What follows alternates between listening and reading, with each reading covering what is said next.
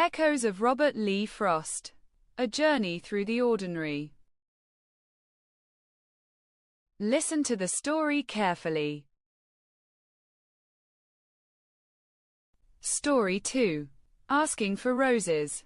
By late afternoon I found myself biking toward town, chasing a hunch that kept ringing like rhyme in my mind's own crown.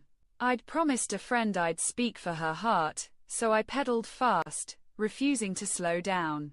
At the grand old house on the hill, I knocked, hoping my nerves wouldn't make me drown. I spoke my piece, smooth as I could, letting hope spin round and round.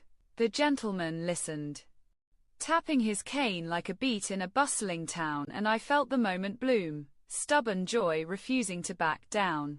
When he handed over roses, fresh as sunrise, soft as a silk nightgown, I thanked him quick and hit the road, proud I didn't let fear pull me down.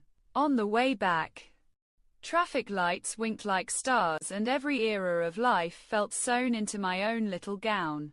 I rode easy, humming old tunes, grateful that courage can sweetly compound.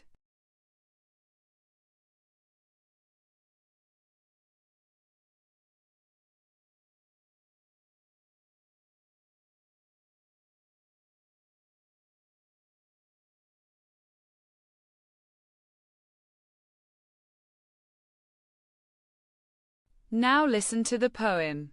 Two friends ride forth with quiet aim, to ask for roses without shame.